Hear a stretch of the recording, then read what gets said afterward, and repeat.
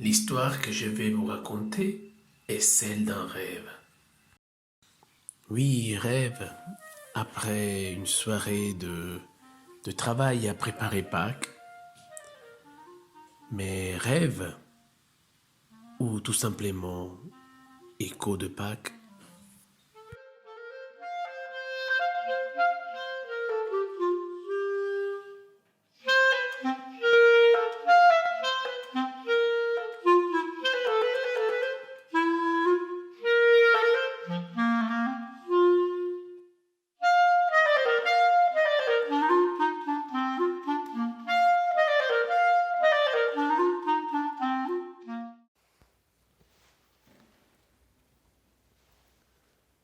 Le Seigneur est ressuscité.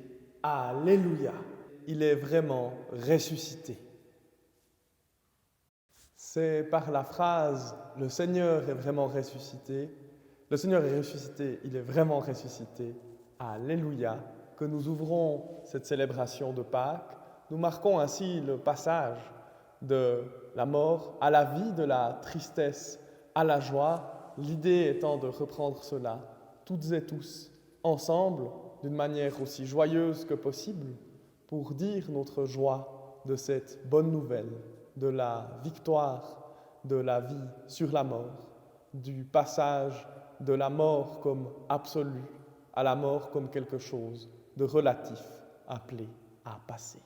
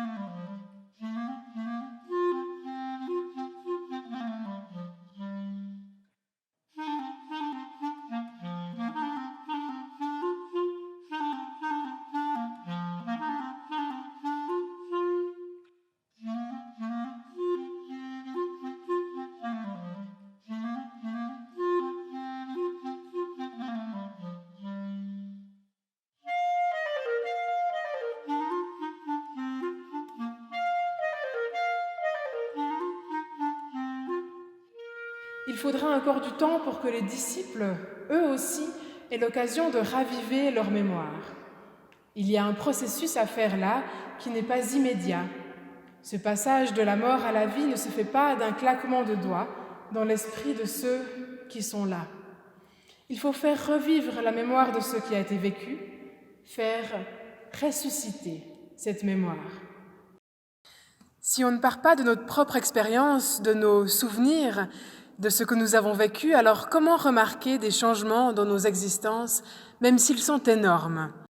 À Pâques, il nous est rappelé que des passages qui semblent impossibles sont pris. C'est la fête de l'espoir, de la joie et du renouveau.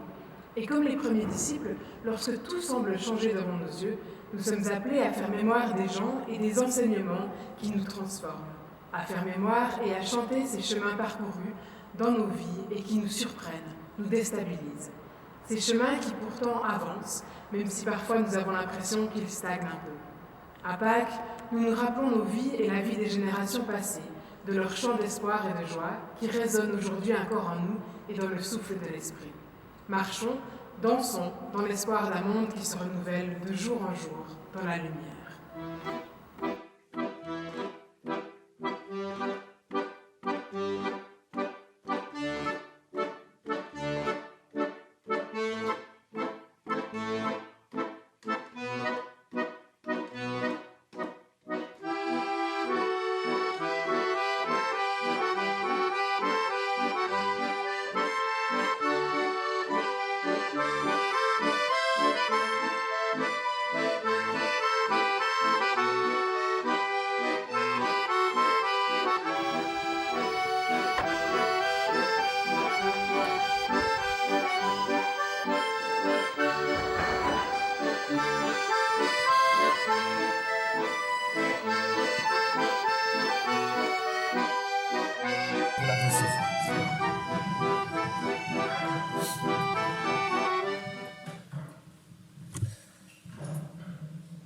Que Pâques nous ouvre des passages dans nos deuils, dans nos peurs, dans nos enfermements, dans nos heures de souffrance.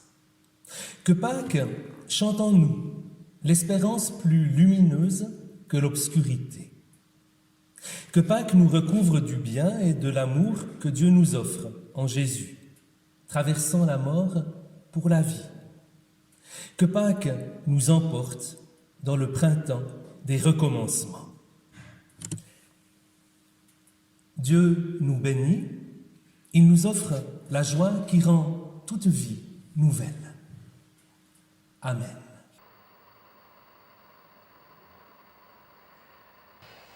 Le passage, c'est aussi le fait de se passer quelque chose. Se passer des choses de l'un à l'autre, se passer des mots aussi, se passer une parole de l'un à l'autre. Pâques, c'est aussi ce passage-là, le passage d'une parole d'espérance de l'un à l'autre, d'une génération à l'autre.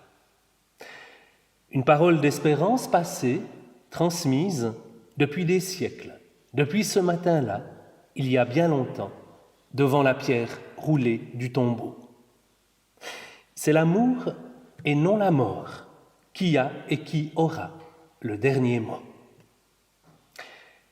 Et maintenant, ce passage d'espérance, nous pouvons le poursuivre au cœur de nos vies, dans les gestes et les mots de notre quotidien.